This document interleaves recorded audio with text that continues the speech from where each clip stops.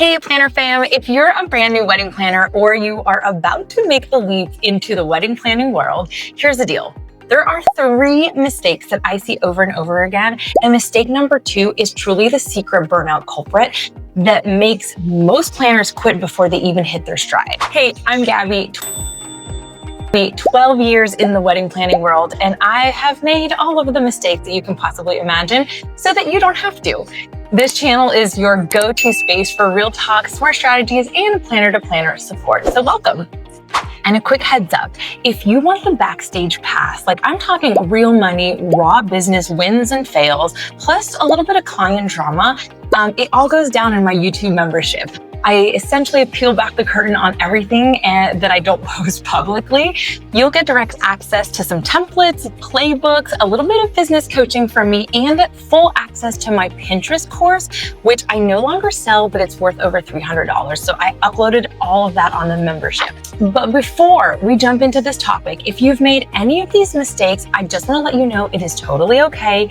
This is how you're going to learn.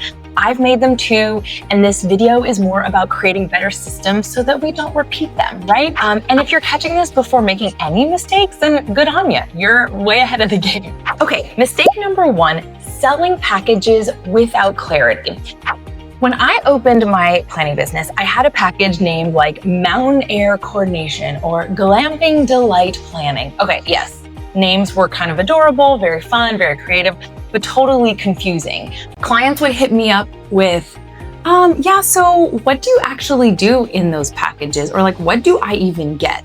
Okay, so first thing is that we just need clear SEO-friendly package titles, right? So couples are actually trained to think about common planning packages like month of coordination, partial planning, full service planning. Now, if you've heard me talk about the whole day of and month of coordination in my past video, you know that I prefer to call it wedding management. However, it is true that couples are searching for the word coordination. So I leave it up to you to decide if you want to name that package something more that's aligned with the word coordination or something that's more management.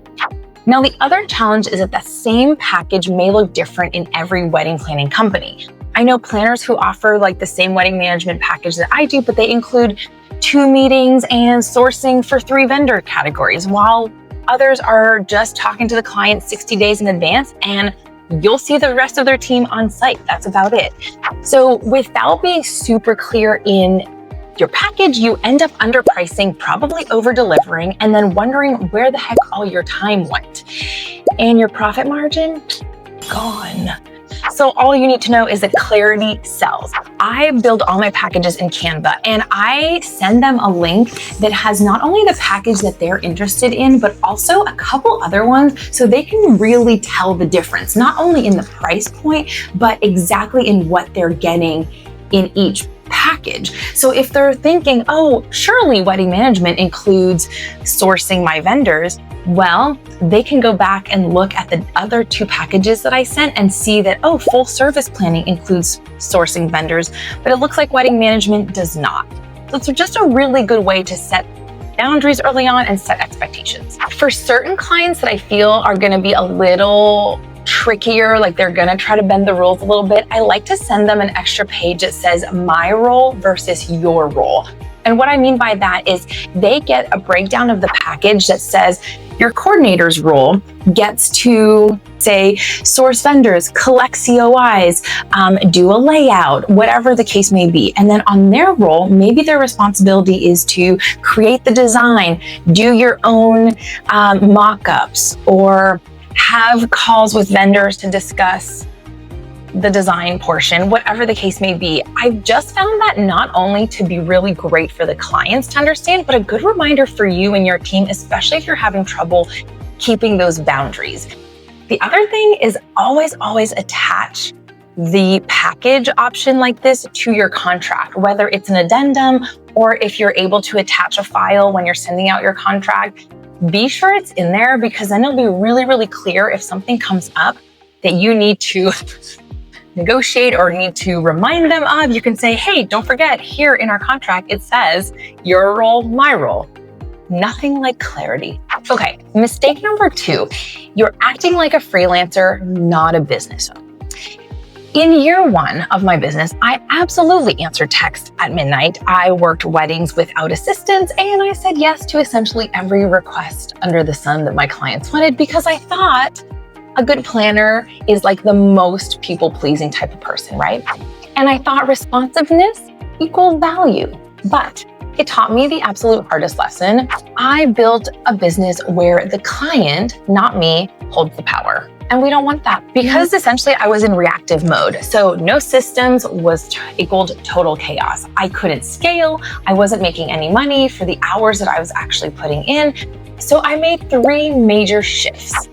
First, I created onboarding workflows. Okay, honestly, a simple email template with a welcome guide is just a great way for couples to feel like they're getting some type of, personalized onboarding process or at least communication without you having to redo it from scratch every time. It's very simple.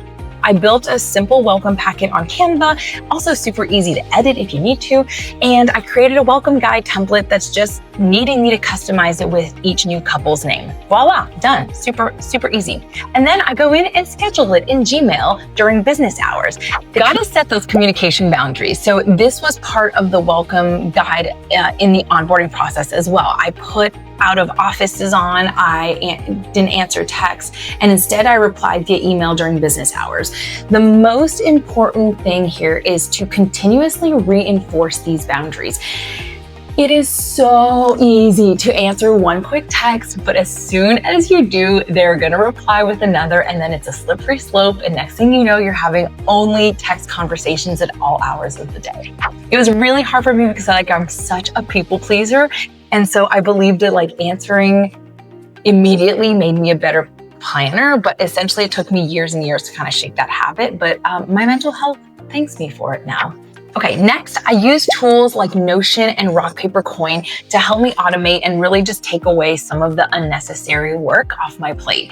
If you can't afford systems like that yet, because you will get to a point where you can, at least use something like Google Drive where you maybe created some templates or guides, and it's a place for clients to fill out their own information so that you don't have to do all of the work, especially if it's not included in that package. Depending on the package that they choose, there is some work that they need to do on their own. And I think that's another mistake I made, was that I was doing a lot of the legwork for them, just thinking that I was being helpful, but at the end of the day, they weren't hiring me for that hand-holding, white glove service. So setting those boundaries just makes you a more professional planner. And truly, if there is one tool that I can recommend that you implement right now, it's the Boomerang delayed scheduling on Gmail. Oh my God, it's free with your Gmail account. So if you're someone who just prefers to work staying up really late, you're a night owl, you're going through your emails, but you do not want to send them at midnight every night because you don't want your clients to know that you're working on the weekend or in the evenings, make sure you are scheduling them. And then it'll just set that for the next morning or Monday morning, 8 a.m. It has been a game changer because you get it off of your brain, but your client doesn't know that you're working after hours. Mistake number 3, you are not documenting the journey. Hear me out. You're literally creating magic behind the scenes almost every weekend, but you are not showing it. You can't sell it in that case, right? How do people know how you are on the wedding day if you're not showing them? So many planners are locked in and execution mode on the wedding day with absolutely you should be. They're managing vendors, they're keeping up with the timeline, they're making sure the couple's calm, but then they forget to show how this all comes together behind the scenes. And at every wedding now, I try to set a goal of grab 15 seconds of footage that shows me in action. That could be throwing linens on, lighting candles at the reception table, checking the final timeline, anything that really shows my hands and eyes at work. The truth is that the content is what builds trust with our potential clients, right? That's what makes potential clients go, oh, I want her and her energy on my wedding day. And here's the key. You just don't want to overthink it. You don't need a full camera crew. I'm recording this on an iPhone. And you don't even need to be in front of the camera every time. You can just record little snippets throughout the day. Here's what I'd recommend for your strategy, okay? You're gonna batch record during setup or rehearsal time. These are the lower stress moments with fewer people watching. So capture little things like a boutonniere being pinned or an escort card while being finalized, even a moment of you like wiping down a chair or fluffing a rug. Use your phone, prop it up on a chair. Use a tripod if you have one. It really doesn't have to be that fancy. And a bonus tip, add captions or voiceovers later, like just checking ceremony layout, making sure it's symmetrical, like just little things like to go inside your brain and help your clients understand. Or lighting test before guests are walking in. It positions you as like a thoughtful and detail-obsessed person in the best possible way. And a pro tip, make a checklist. So I actually keep a quick, content checklist on my notes on my phone, things like one decor detail, one setup action, one team moment, one timeline check, one couple's reaction, if possible. That list keeps me from like sticking to it, especially in the chaos of the day. I also recommend involving your assistant if possible. Like if you're being pulled in a million directions, why not give this list to your assistant? They usually have a little bit more downtime than you do, and it's a great way to keep them engaged and get them to participate. So to recap, unclear packages equals confusion. No systems equals burnout. And no documentations equals invisibility. It's as simple as that. It is perfectly okay if you're still working through these. I was too. It took me years, honestly. The progress is in the process. So guys, if you're hungry for the inside scoop and even more behind the scenes, be sure to check out my YouTube membership. It's in the description below. Hit subscribe and the like button and make sure you get notifications turned on. I also love, if you're still watching this and you're the real MVP, I want to know what's your biggest planner challenge right now. I'll make a video with the top request, so make sure you tune back in for that. Thanks so much for being here, guys. I'm so happy you're part of the Planner fam. And remember, progress over perfection. You absolutely got this. I'm rooting for you.